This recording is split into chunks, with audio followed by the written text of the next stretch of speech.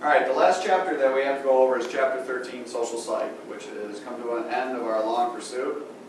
And I'm sure the person filming this is glad to see this last chapter rolling. Now, social psych is probably one of the more interesting chapters to wrap it up with because it deals with how we simply interact in society. So social psych looks at simply how our thoughts, feelings, and actions affect us and affects the people around us in social settings. Now, some terms associated with this self-concept is, again, that's Carl Rogers, is your perception of yourself, as well as it's tied to your self-esteem. How you view yourself often will affect the way you feel about yourself, which is your self-esteem. Social comparison, we often, in terms of interpreting ourselves or interpreting other people, we compare ourselves to those around us in a way of judging and evaluating ourselves. Reference group, we always have a reference group, and we use as a comparison to ourselves within whom we identify most strongly with. What's a reference group? Our friends. Okay? Now, relative deprivation is being denied access to what we feel we are entitled to have when we compare to the reference group. Relative deprivation is jealousy. So when one of our friends gets a car, in other words, we're jealous because we don't have a car. So when the problem is with using a reference group is when one part of the group tends to stand out, the rest of the group feels bad or doesn't feel as good. Now, temporal comparison is using our past experiences to judge and evaluate ourselves in the current moment. So what's happened to us in the past, in other words, if we got, applauded for doing something in the past, we feel we should get applauded for doing something of similar nature in the present. Now, social influences on the self, this is kind of a big one. In-group is the group that we belong to. It's our in-group of friends, okay? Now, often with in-group, we have an in-group bias. In other words, we think the group we belong to is the best group and that every other group in the school or community or whatever is not as good or they're different or they're weird.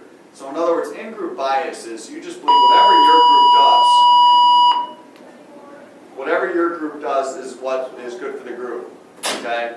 That's the problem with it because you don't see any other group as simply being of equal to you, so you look down upon them.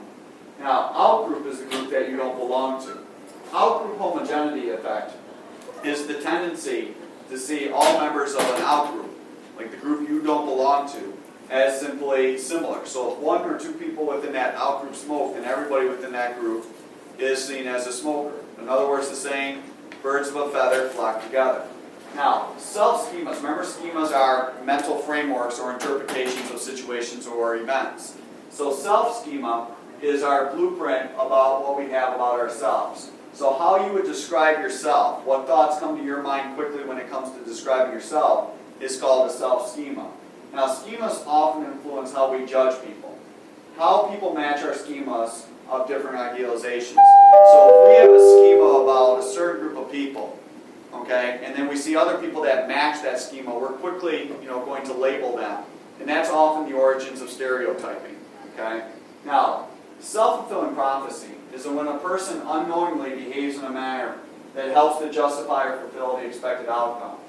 Self-fulfilling prophecy, if you believe that you're no good at something, then self-fulfilling prophecy basically means that you're going to unknowingly start to live up to that expectation. What do I mean by that? If you believe you're not a good athlete, what you're going to have a tendency to do is give up quickly, okay, when you fail at something because you have this belief already, okay, that you're no good. So in other words, you're trying to fulfill the prophecy or your belief that you're not good at something.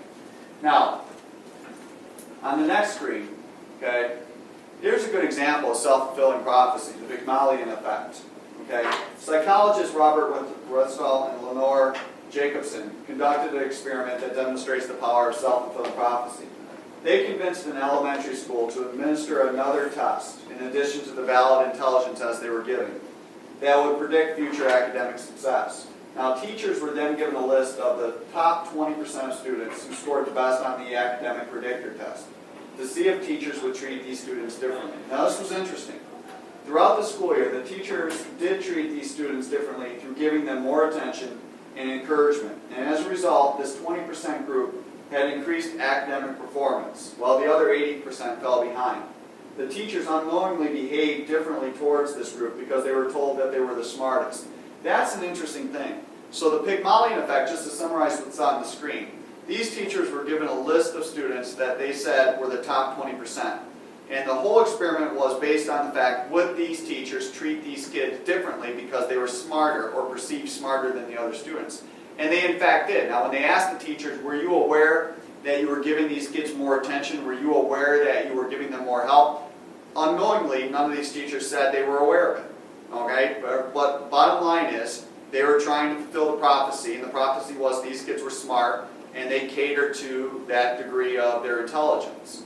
Now, explaining behavior, attribution, attribute, means to attribute, to explain other people's behavior. Now, that's the process of explaining why a person behaves a certain way they do. That's attribution. Okay? Which often attribution can be used to explain your own behavior, which we'll see with several examples. Now you got to know this screen before I can explain kind of the rest of this theory. Internal or dispositional factors. Dispositional, the P stands for personal factors. Behavior is explained as a result of personal characteristics. Jim has no coordination and is always bumping into people. In other words, you are attacking Jim. You're explaining Jim's lack or simply bumping into people by his lack of coordination. You're attacking his personality. All right? It's a personal characteristic. External or situational factors. Again, how you explain someone's behavior is you explain it through the result of unavoidable or situational factors. There was a big crowd and you cannot avoid bumping into people. So again, looking at this screen, when you explain... All students taking a bus home today, buses will be departing in 1 moment. You need to head your way down to the bus lane to catch your bus. The buses will be leaving in 1 minute. Now again, attribution is explaining someone's behavior. Explaining someone's behavior, attacking it on a personal level, is an internal dispositional factor. The P stands for dispositional. Explaining someone's behavior, taking into consideration the situation or some unavoidable characteristics, that is simply using an external or situational factor. Now, some examples of this. Factors in attribution. Fundamental attribution error. Okay? Which is the tendency to explain the behavior of others as the result of internal or dispositional factors, and not considering situational factors. Now, what would be the dialogue of the fundamental attribution error? Is if you're explaining, for example, somebody who got broken up in a relationship, and you are basically looking at the person, well, the person doesn't, the person's lazy, the person never put any effort into the relationship, the person was rude. You're attacking the disposition, you're attacking their personality. And if somebody corrects you and say, well listen, you don't know what happened between them. In other words, the person that corrects you says, you're not taking into consideration the situation. So fundamental attribution error, another good word for it is rumors. Okay? You don't take into consideration the situation because you weren't there. You only know the person, so you simply jump to a conclusion and attack the person on their personality, their disposition. Now, actor-observer bias is a neat one. Okay? It's similar. Okay, a similar outcome for you and others results in the tendency. Now let me read this to you and I'll give you a good example. Results in the tendency to explain the behavior of others as the result of a dispositional factor. So in other words, you explain other people's behavior just similar as in the fundamental attribution error. You only look at their personality, the disposition factors. But the actor-observer is a little bit different because then it says you will explain your behavior, but you explain your behavior through situational factors. So here's a common example. Remember, actor-observer is a similar outcome. So let's say both you and your friend fail a test. You have the tendency to explain your failure to a situational factor. Teacher didn't cover the material. However, your friend who failed the test, you would say, well, they're not that smart. You attack them on a personality level or a disposition level. Okay? Which probably some of you can relate to. Now, self-serving bias is simply explaining just your behavior. Okay? Remember, actor-observer, you're explaining your behavior, but also your behavior or the behavior of another person in the same situation. Self-serving bias is you have a tendency to attribute the success that you have to an internal factor. I'm the best. I study hard. I'm a great person. Okay? So you use success, but you explain it through a dispositional factor. However, when you fail, you explain it simply to an external or situational factor. So I failed the test because the teacher didn't cover the material, there wasn't enough time to complete the test in class. So when you're successful, it's all you. All right, it's a disposition. When you fail, it's everybody else, everybody else's fault. Now, unrealistic optimism is the belief that favorable outcomes are more likely to occur to you than other people. Now, an example of that is blaming the victim. People get what they deserve. Some people have that mentality. So if something bad happens, you would say, because that person is a bad person. They deserve that. They never studied, so they deserve to fail. However, this is good things only happen to good people mentality. It's called the just world hypothesis. Bad things happen to bad people, good things happen to good people. And some people really do believe this, that because they're a good person, nothing but good things are going to happen for them. Some people believe, that it's just going to work out in the end, okay, because they're just a good person, okay? Self-handicapping is limiting one's potential for success by offering explanations for failure before an event takes place. Self-handicapping is kind of common. You say you're going to fail the test before you even take it. So you've handicapped yourself before you even try to take the test. The time is now 10:42, which is well past the end of the academic day. Any and all students not under the direct supervision of a coach or teacher need to leave the building at this time. Once again, the academic day is over and the building has been closed. Any students not under the direct supervision of a coach or teacher must exit the building at this time. Thanks, and showcase your stellar excellence today. Now, good example from what we just covered. Lewis was walking through a crowded hallway to his third period class when the person in front of him stopped short. Lewis immediately decided that the person was inconsiderate and mean. Lewis is guilty of committing what? Now, they're attacking the person on the personality level, so you look for dispositional. Okay? Now, which one of these simply does not take into consideration the situation that maybe other people in front of them stopped before him? Now, that is the rumor one. Okay? And that's fundamental attribution error. Fundamental attribution error is you just look at the disposition, just look at the personal characteristics, and do not take into consideration the situation. Now, another good question. Randall believes he failed the psychology test because he had to work late the night before and he didn't have a chance to study. However, he believes that the other students who failed the test did so because they are stupid.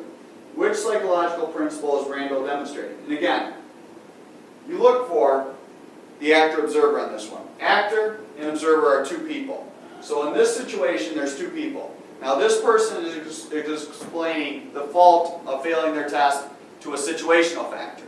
However, they're using the fundamental attribution error to explain everybody else why they failed the test, and that is called the actor-observer discrepancy. Now, another good question from that. Which of the following best illustrates the concept of self-handicapping? Again, you give an excuse or an outcome before you even try something. So, Joe throws a paper airplane during a crowded school assembly? No. Henry complains of a sore throat an hour before he's scheduled to give a speech? Interesting. And most of you would say that sounds like it right away, and it is. So in other words, instead of waiting to give a speech, he already gives an excuse if his speech doesn't go as well as he plans to. Okay? Now, attitudes are reactions to situation, events, or objects based on previous experiences. So bad attitude, you've heard that before. Now, attitudes are beliefs. They include beliefs, feelings, and behaviors. Okay? A-B problem is attitudes do not necessarily predict behavior. Okay? Actor who makes a drunk driving commercial and then gets caught drinking and driving. So sometimes attitudes don't line up with behavior. People will say one thing or have the attitude about one thing and then do the direct opposite and act in the direct opposite. Now, many attitudes are formed through classical, operant, and observational learning. Harvard Implicit Association Test, the IET, shown that participants who were exposed to negative words like hate or fascism paired with a particular political party will have a negative attitude towards the party. This is often what you see in political campaigns. They will put someone's face up there and then put a bunch of negative words about the person. By just having the person pair the negative word with the picture, they will develop a negative attitude towards the person. Okay? And sometimes you see this quite a bit when there's elections. Now, mere exposure effect, or the Mike McLean effect. The more a person is subjected to a novel experience, the more he or she will grow to enjoy the experience. Example I use with this one is, it's it's basically saying the more you are around something, the more you're going to have a tendency to like it. So at first you might not like it, but then after constant exposure to it, you grow to like it. It's like a song. At first you didn't like it. Then eventually, you hear the song a few times, and it starts to grow on you. That's mere exposure effect. Okay? Now, changing attitudes. How do we change people's attitudes? Well, obviously marketing and businesses hope to do that all the time. But the elaboration, likelihood, model of persuasion. Persuasion is to persuade somebody, is to change their attitude. There's two routes to persuasion, they said, that you can change somebody's attitude. The central route to persuasion is a careful examination of the message to determine the validity of the argument. Central route focuses on the facts. You give somebody the facts. So if you're selling them a car, you give them the facts that it's a fast car, good gas mileage, good engine, very hardcore evidence. All right, that can't be disputed. That's central route. The peripheral route of persuasion is the use of outside factors, okay, to influence or persuade someone.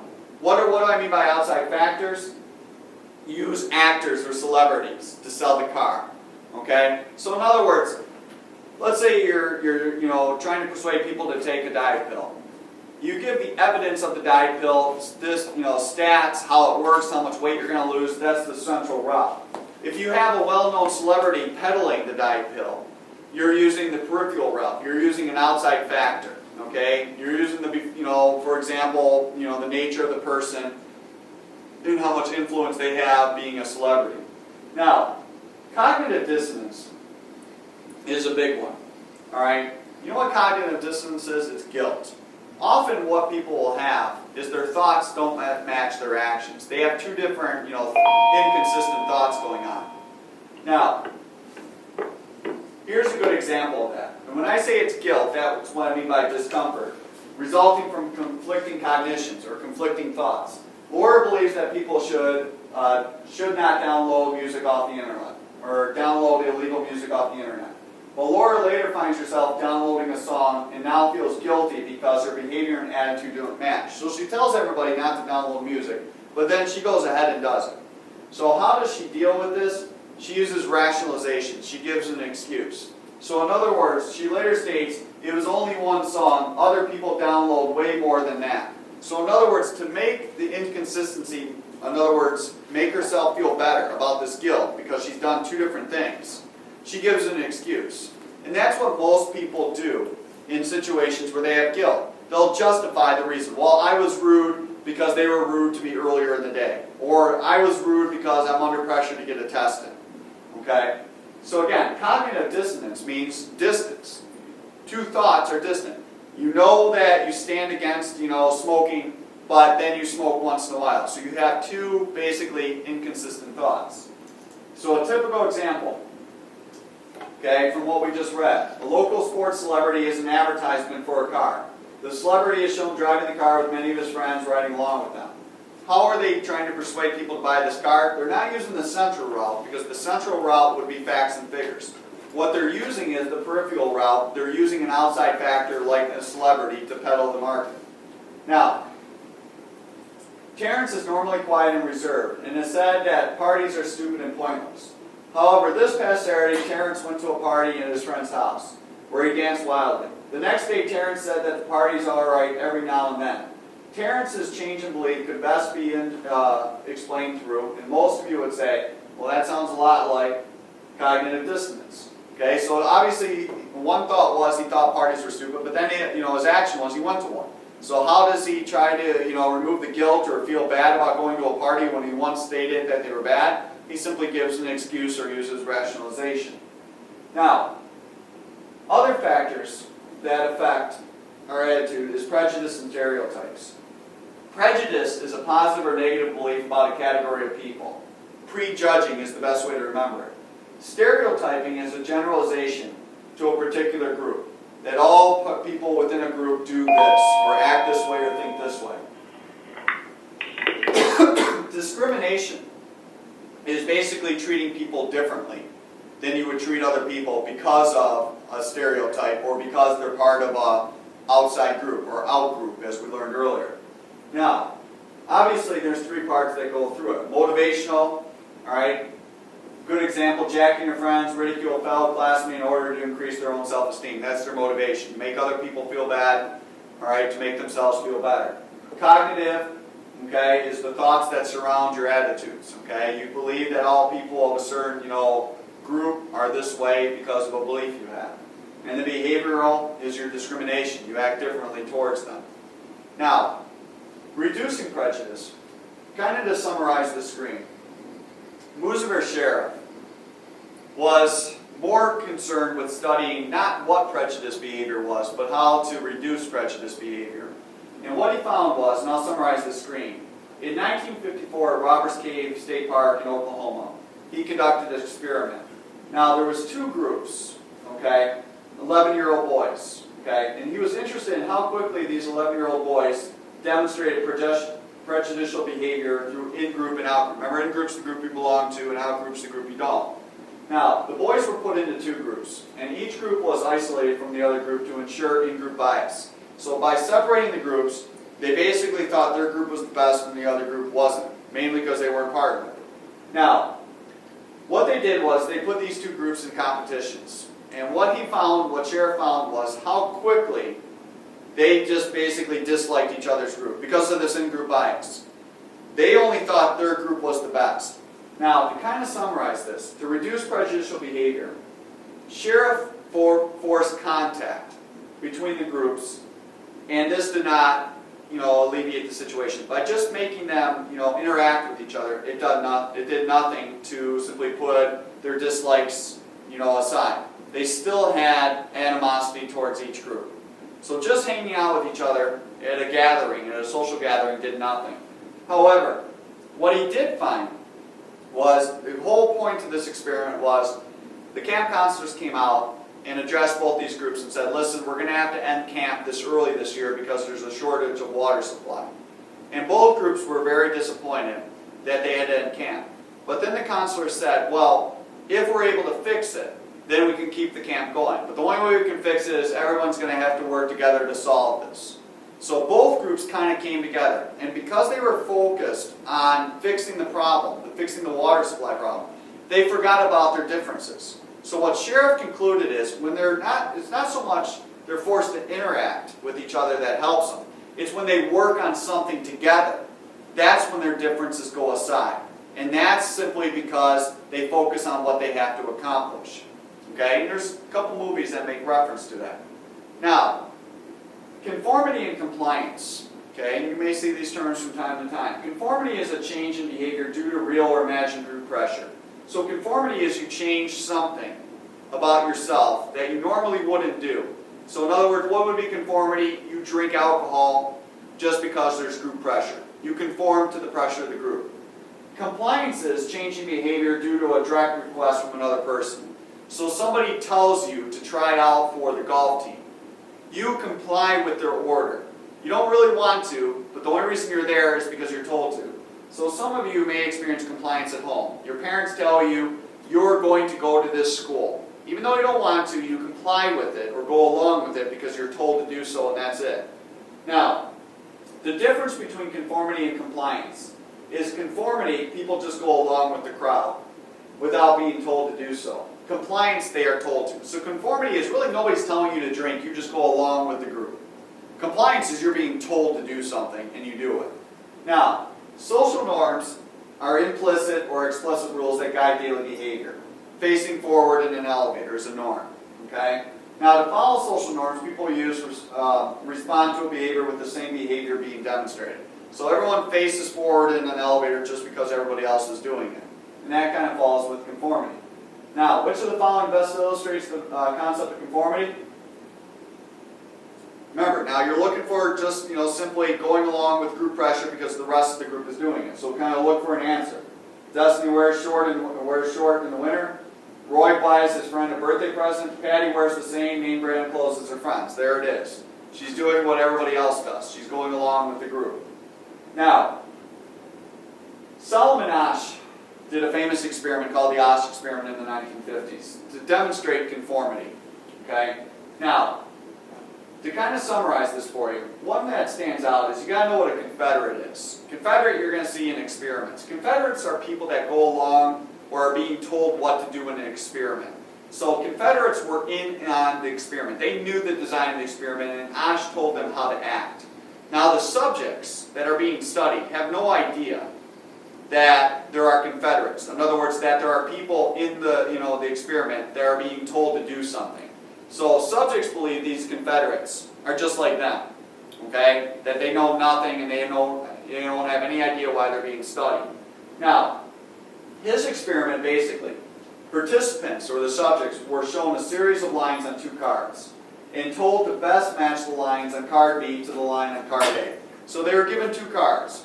One card had 4 lines and one card had 1 line. And they were told to match the 1 line, which one it matched the one on the other card, which one of the 4 matched that card A line the best. Now the Confederates purposely gave the wrong answer. Alright, it was very clear.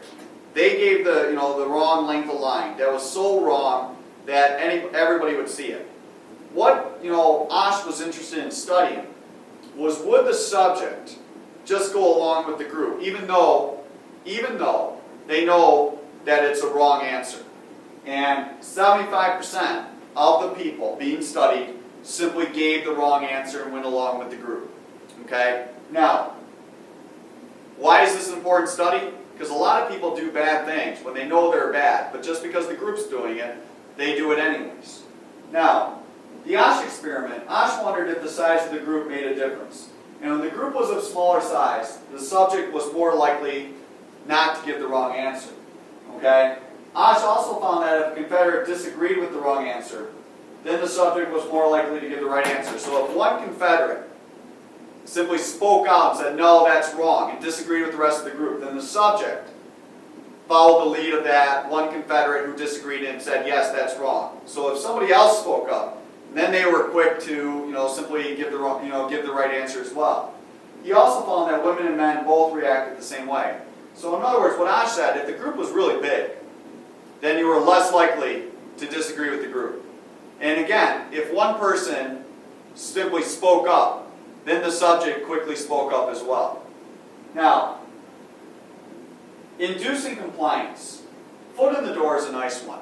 Foot in the door is, you make a small request, and then once the person complies with the small request, then you can ask for a bigger request. So when you ask your friend to say, hey, can you quickly help me with a couple problems? If they comply to helping you with a couple problems, then you can hit them up for a lot more help with other problems. So you get their foot in the door, then you can get them to do everything. I'll get kids that will ask me one question, and they'll use words. Let me ask you a quick question. And then once I answer their little quick question, then there's about 5 or 6, dozen more questions that are going to come. Now, door in the foot's kind of the opposite. Some of you use this with your parents. You make a big request, knowing well that it's going to be denied. So you ask your dad for $50, knowing that he's going to say no. But really, what you want is just $10. So when he says no to 50, he says no to the big request. Then he's more likely to say yes to a smaller request. So now $10 compared to 50 doesn't seem that bad. Now, that's not all technique. It is simply, you see this on infomercials. They offer additional products or services to someone before presenting him with the actual product. So they say, order in the next 10 minutes and we will double your order. And while you have that, while you're thinking about it, we'll throw in this, we'll throw in that, we'll throw in everything. Lowballing is making a request and securing it, and then increasing the fee with hidden costs or foreseen circumstances. Lowballing is your gym memberships, $10 per month. But then once they get you to agree to 10, then all of a sudden they tack on all these other charges. Okay? So the lowballing is they give you the bare minimum. All right. Zoe wants to buy a new car. The car salesman offers to let Zoe take the car home for the weekend. So basically, the car salesman is getting their foot in the door, giving them a little request and then hitting with the big one of buying it. So that's called foot in the door. Now, here's a famous experiment by Stanley Milgram. And some of you may have heard of this. It was done in 1963 on the power of obedience. First of all, obedience is agreeing to a request just because you were told to do so by an authority figure. So obedient means you follow your boss, your teacher, your principal's, request. So Milgram wanted to test this and see how far people were willing just to follow somebody because they were an authority figure. Now, subjects were told that they were part of an experiment on memory and punishment. Now, 2 subjects were used for the experiment. One was a Confederate. Remember Confederate? They're in on the experiment. And the other was the true subject. The Confederate was called the learner. Remember, they were in on it, okay? And the subject was called the teacher. Now, the subject watched as the learner was hooked up. The learner was in on it, okay, hooked up to a shock machine. And the teacher was told, who was the subject, that each time the learner got a wrong answer, he or she was told to deliver a shock. Now, no shock was actually given. In fact, the learner, okay, was taken into another room where the teacher couldn't even see him, okay, or her. Now, as the experiment progressed, another Confederate, okay, Confederates in on it, who acted as the lead researcher, the expert, the authority, was telling the teacher to increase the level of the shock which was marked on the machine. So in other words, as the experiment went on, this so-called authority researcher came in to the room where the teacher was and said to turn up the voltage. Okay? In other words, level 1, level 2, and level 3. Throughout the experiment, the learner in the other room would often, express displeasure as the shock were given, even saying they had a heart condition and they can't take it anymore. So they're in the other room screaming out, this, is hurting, I'm in a lot of pain, to see what the teacher would do. Would the teacher give in to the learner and stop giving shocks, or just continue to give the shocks because they're being, told to do so by the lead researcher? And as you can see, at the conclusion, 65% of the teachers delivered the highest shock. Even though the learner was saying, I can't take it anymore, they continued to give the shock. Now, Milgram suggested the reason that, the teachers gave the highest shock was the teacher was being told to do so. Also, they were being told they would not be held responsible for hurting the learner. So there was no obligation. The prestige and position of the lead researcher. In other words, the lead researcher walked into the room looking very smart. And so a lot of the teachers thought an expert would not allow them to cause harm to somebody because they're an expert. Okay? And the teacher could not see the learner, which was probably big. If the teacher could see the pain on the person's face, visually see it, they probably would have stopped. Now, the results of the Stanley Milgram's shock experiment indicated people will not go against their beliefs just for an experiment. Wrong. People will obey others if they perceive them to be of authority figures. Exactly. And that was the role of it, answer B. Now, the power of situation. 1971, this is a famous experiment by Philip Zimbardo called the Stanford Prison Study. Now, he recruited 24 volunteers to serve as prisoners and guards in his prison stimulation experiment, which took place in the Stanford Psychology Building. The goal of the experiment was to observe the obedience levels of the prisoners. The study was supposed to take place over 14 days, but was stopped. So in other words, they were originally going to see if the prisoners would become obedient to the guards. But what had happened was, after 14 days, it was supposed to take place over 14 days. After 6 days, what happened was, the guards basically took it too far. Because they were given authority and given the situation where they can have control over people, they went overboard. Right? They waited. In fact, there was a lot of conflict. Why they stopped it was they were worried that the subjects that were the prisoners were going to violently act out towards the guards, because that's how much they detested. They were disgusted by the guards. Now, this is kind of similar. Like when a student gets put in charge of a classroom, are they going to be easy on the rest of the kids, or are they going to be more strict? And most of the time, kids are more strict. You give people power, sometimes, and this is what was proven here, it goes to their mind.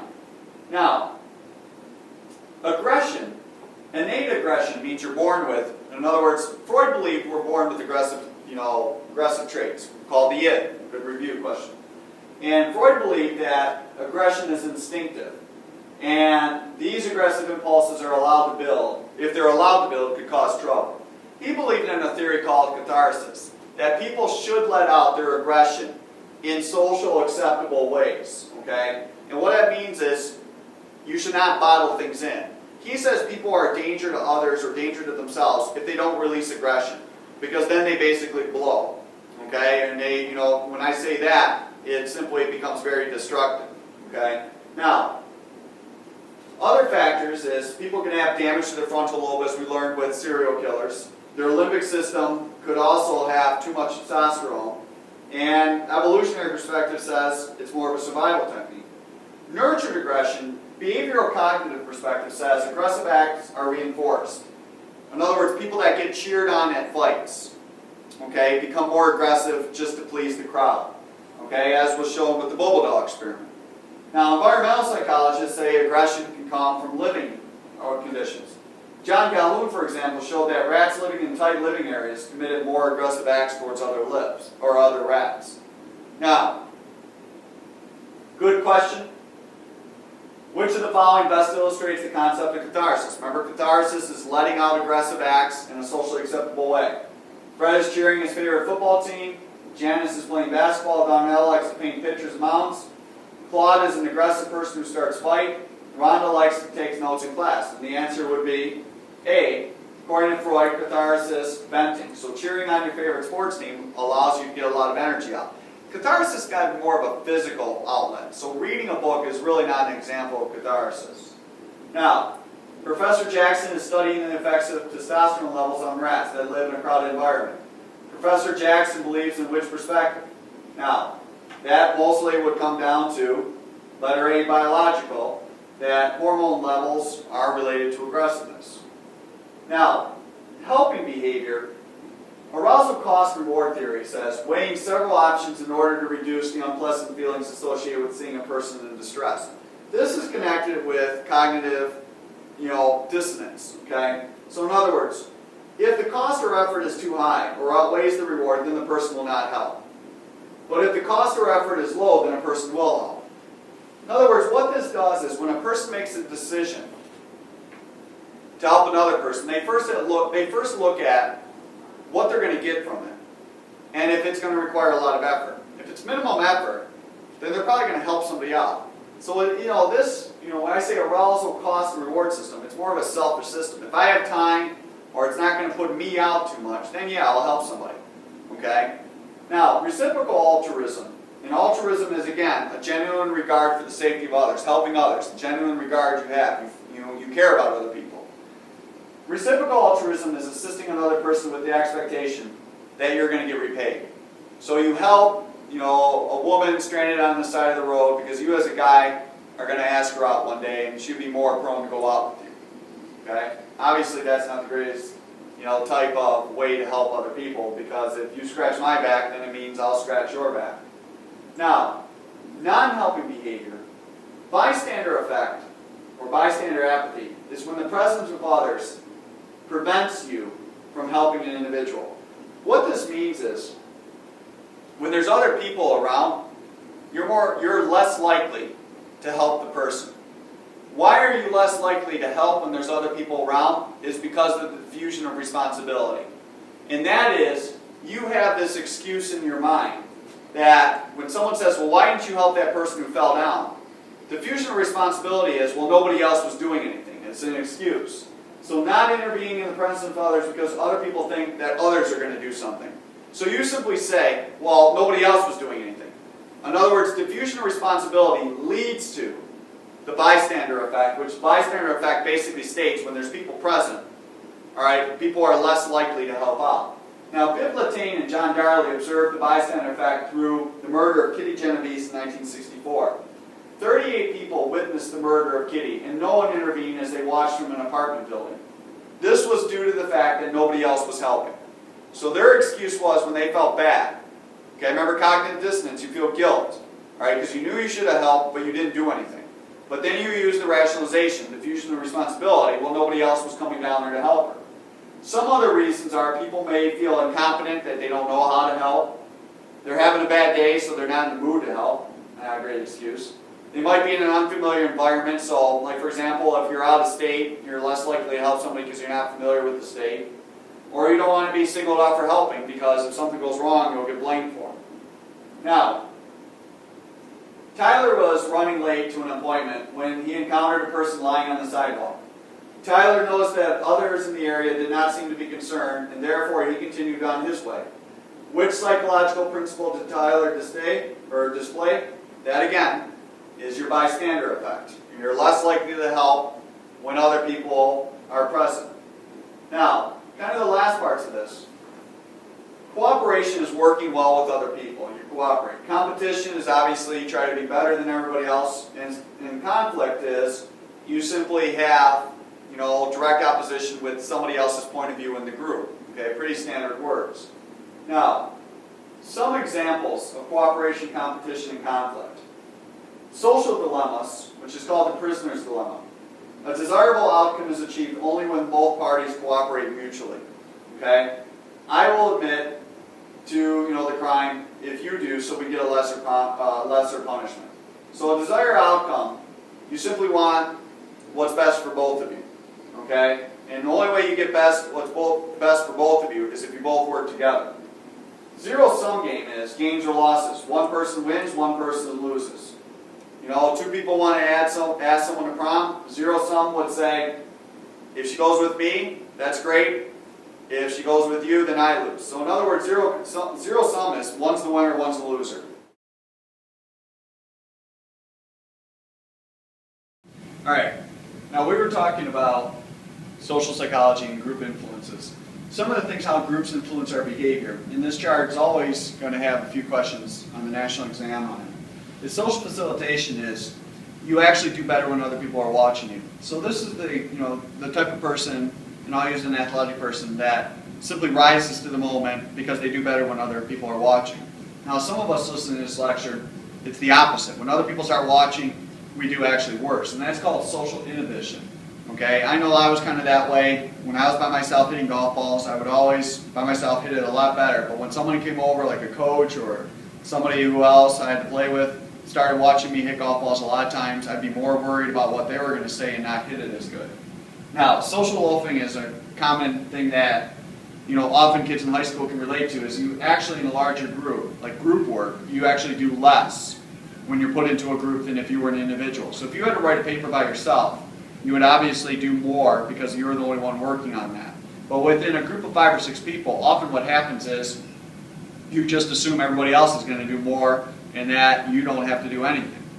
Now, group polarization and group think. A lot of times kids confuse these a little bit. First of all, group polarization is, the best way to explain this to you is why people go to protest rallies or pep assemblies or other organizations. So let's say you go to a protest rally and you kind of have, sort of, so to speak, a mediocre opinion about capital punishment. Okay, you could care one way or another whether or not the death penalty is institutionalized or used. But then you go to a pep rally, or a protest, and you hear a speaker and 1,000 other people saying, and chanting that this should be used and they should, invoke the death penalty. Well, because what group polarization says is because you are part of a bigger group that shared an opinion, it will strengthen your opinion or make your opinion more like theirs. So simply, you start off at the pep assembly kind of with your arms crossed, watching, and you're listening, but then being around all these people share the same opinion, you actually will take on the same opinion that everybody else has. So in other words, your opinion has become polarized or stronger. Groupthink is slightly different because groupthink is, and most of you probably can relate to this if you're listening to this right now, is your 4 or 5 friends, sitting, at, let's say at your house, have an opinion, which is wrong, okay? But rather than disagree with all of them, you kind of keep your mouth shut because here's the thing, you're thinking of the group, all right? You don't want to disrupt the group. So in other words, a lot of you have gone out with your friends at night and you don't want to make a big deal out of something, even though you know they're wrong, because you don't want to disrupt the night or disrupt the harmony of the group, okay? Now, de-individuation is an interesting one because this is kind of, a lot of times, your spring break example.